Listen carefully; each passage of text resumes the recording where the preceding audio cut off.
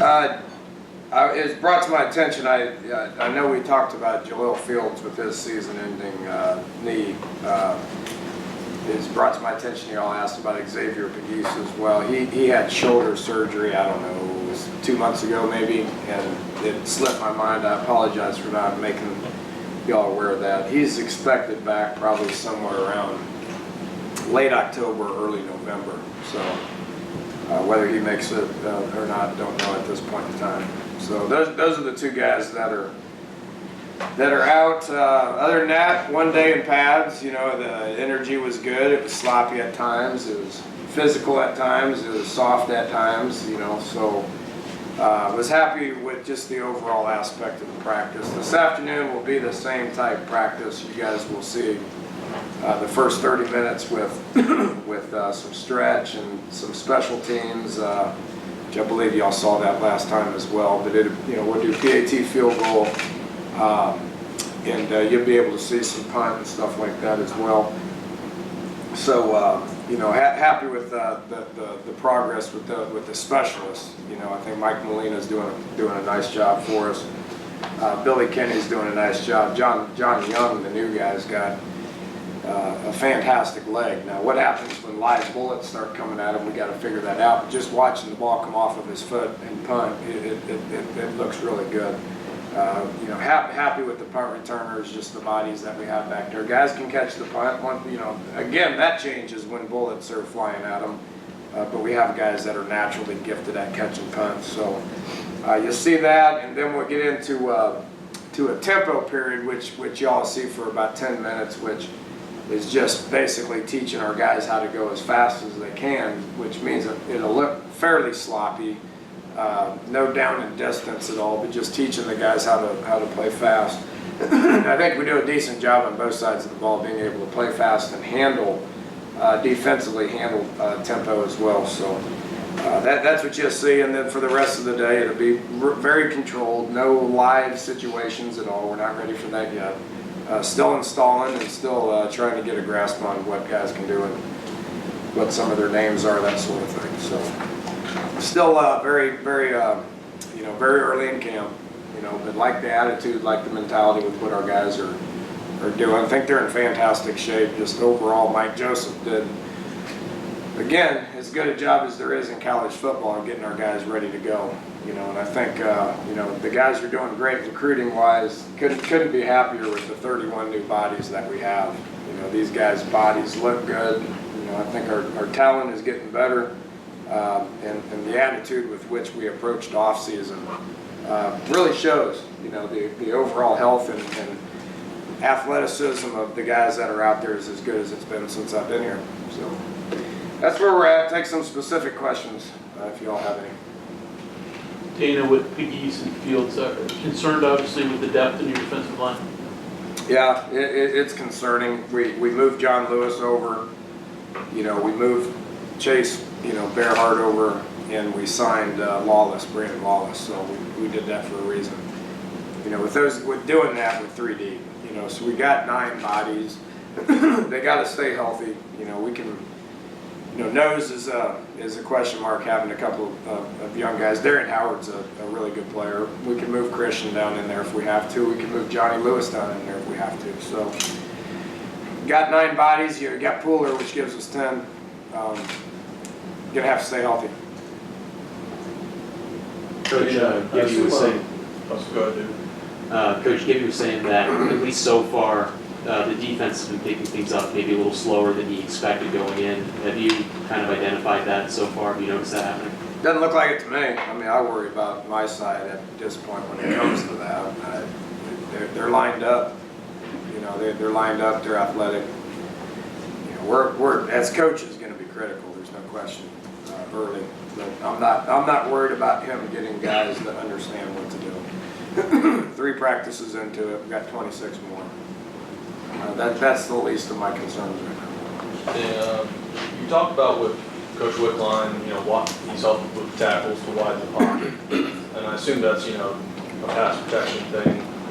Did you identify before you brought him in that pass protection was a need, especially with the tackles getting that width of the pocket? And when did you realize that's an area for Yeah, when I didn't call a drop back pass for like 9 weeks in a row.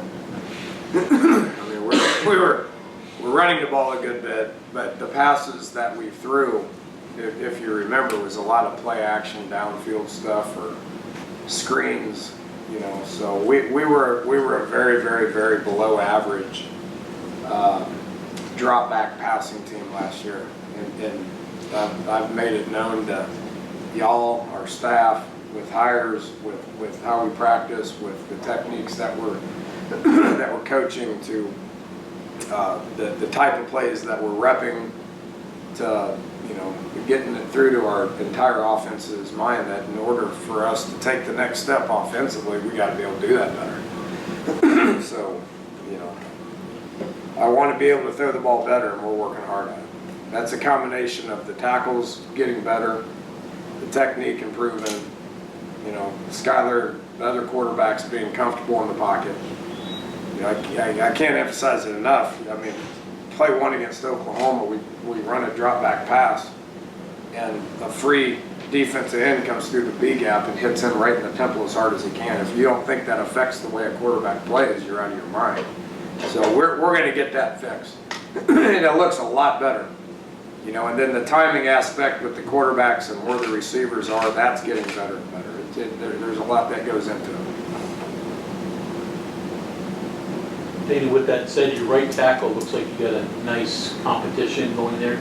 Speak to Lazard and Colton McKivitz. I think Marcel had his best practice that he's had since he's been here yesterday. So I'm happy with his effort and his determination. He's going into his junior year. He probably got thrusted into the lineup a year earlier than I wanted him to. A guy like him that was a developmental guy that had to work on his body and get in shape and learn and be comfortable and confident and all that usually takes until about his junior year to figure that out. So he kind of got thrusted in there a little bit too quick when Yodney went down yesterday, or last year. Colton's the type of guy that's like Yodney. You know, high school basketball, long, underweight, athletic, that grows into a tackle spot quicker than anticipated. So Colton, we're really happy with him. He's smart. He's able to flip back and forth. We don't want to mess with Yodney on the left side. He's really good. You know, and then we don't want to mess with Marcel because he's really comfortable on the right side. So Colton's going to be able to do this and give us depth at tackle that we haven't had in a while. But if Colton's better than Marcel, we're going to start him at right tackle. Coach, you talked about being comfortable with Mike Molina at kicker. How have you seen his confidence grow from when you first found out he was going to take over the job for the first couple of weeks and until now? Well, you know my stance on kickers. I don't talk to him very much, so I don't know what his mentality was prior to like the other day. He looks good. I mean, I'm picking, of course. I mean, he looks good. He looks comfortable. You know, Josh is working himself back into shape. If Mike goes out, he's knocking that thing through the uprights a bunch the first 3 games. Then you know, it'd be silly to uproot that. So, you know, but we've never seen Mike in live situations. You know, Josh has got a history of being able to knock through big kicks as the clock is winding down. So it'd be fun to watch it, you know, and we'll chart it, we'll evaluate it, we'll see where they're at all camp. You know, it's Mike's job for 3 games, and then we'll reevaluate it after that. Dana, how much did Drayvon improve from his freshman to sophomore year, and you know, early on in this camp? Are you seeing similar progress from year 2 to year 3? Yeah, he was pretty steady last year. You know, that first year he was, you know, hit and miss. You know, there's some things that was concerning that first year. You know, the fact that he was out there on the field, you know, as a freshman was impressive. You know, last year he was much more steady. This year he's much more confident, and he's overtaken the leadership role that Carl and KJ had. You know, that was a concern going into the year. I mean, you lose some guys that are NFL guys, but we replace them with guys that I think are equally as talented, that just doesn't have the overall experience, for the exception of Drayvon. So he looks great. I mean, he's talking. He's leading those guys. You know, Jeremy Tyler's another guy that I've seen being vocal. That's leading. I mean, he's going to be a senior. He shouldn't have played his first year. He wasn't quite as ready as Drayvon was, but he's improved over the last couple of years. So the leadership that we lost with KJ and Carl, I've been happy with where Drayvon and JT are at this point in time. The key is going to be when it gets real hard. When it gets really hard, you knew what Carl was going to say, and you knew what KJ was going to do. And that's what we got to make sure that those guys understand, which they're on track to do. And bringing 4 new coaches in is a big turnover in the coaching staff. How do you integrate everybody and get them on the same page and working together? It's really not uncommon in college football. It's not ideal. I mean, you want continuity. I mean, there isn't a coach in the country that says I don't want continuity. You want continuity. The good news is the continuity that we have on offense and defense from a scheme is good. So we got a lot of guys that have been in this program that we're going to be counting on to play for us on both offense and defense that have been hearing the same thing terminology-wise, schematically, for offense 5 years and for defense for going on what's this, the 3rd year, I guess, going on the 3rd year. So that's probably more important than not having continuity when it comes to coordinators and stuff like that. So I like how those guys are interacting. If you look at it, I mean, obviously me and Wickline have a history and we know what each other wants. Me and Coach Carrier have a history and we know what each other wants. Defensively, Coach Capone and Gibby have a history and they know what each other wants. So that eases the gap a little bit. Blue is kind of the new guy that comes in that has to learn kind of what we want, but his expertise is the technique aspect of it. And he's as good as I've seen at it. He gets out there, and both him and Carrier it's kind of fun to watch. They come to practice in cleats. I don't know if I've seen that from a coach. So they both come to practice with cleats, and they're showing the guys what to do, and they're doing the drills with them, which I know that rubs off with the players from a technique aspect. So we could be in a much worse situation when it comes to continuity. Then you lost a reliable blocking tight end in Cody Clay. New guys to that position, what have you seen out of them? Do you have to sort of change your thought process and how you use tight end? Yeah, we use Cody a lot based on 5th-year senior, played a lot of snaps. If you look at guys that have played snaps, you got Eli. So a lot of the times that we would probably go 11 personnel. It's still really 11 personnel. It's just that guy may not be attached. I mean, Eli's not a guy that can be attached. Cody got so damn big that he was a guy that we really didn't want in the backfield very much. Okay, so we kind of played your strengths a little bit with that. We may be a little bit more of a 20 personnel team instead of 11, but it's schematically it's all the same stuff. Too early to tell with these guys. Wesco, first play of inside drill yesterday, twisted his knee and is out for a while. So I don't know. Stone went in yesterday and had his best day of practice. In Stone, I treat something similar to a young offensive lineman where you just say, go graze in the cafeteria and go spend a lot of time in the weight room and get real big, and then we will start repping you when you're ready. And I liked what he did yesterday. So, we'll figure out who our best players are, and if that changes kind of what the personnel breakdown is, then who cares? It's relatively the same place based on different personnel. With Wesco, is that for a while? Is it Don't part know. of camp? He's in a brace. We won't see him today. Coach Carrier, I know it's non-surgical. I just don't know what the time is. Sure. Coach Carrier said that Gary Jennings is his most dependable wide receiver right now because he play inside, outside. What have you seen, different from him? He hadn't practiced in 2 days, so I haven't seen a whole lot. He tore. I mean, I don't know who threw it because none of our guys threw it real hard, but he caught it and it tore that little web right there. So he didn't practice yesterday. So he ain't reliable to me. Mathis is reliable. You know, he's a fifth-year guy that plays inside, plays outside, knows what to do. You know, DeKeel's reliable. He practices through a lot of stuff. He might have a hamstring, but he goes out there and he continues to practice. He plays inside, 2 positions. He'll go outside and play. Those guys are reliable. Gary fits that mold. I mean, he played outside last year. He played inside during the spring. He went inside all during the summer. He's back outside. So I agree. He's reliable. He's big. He can make plays. He's got great hand-eye coordination. He's incredibly dependable when it comes to catching punts. I just want to see him practice. How do you use Michael Ferns? Is he just the backup to Eli, or do you use them together at times? We don't know. You know, he didn't block very good yesterday. Eli went down too.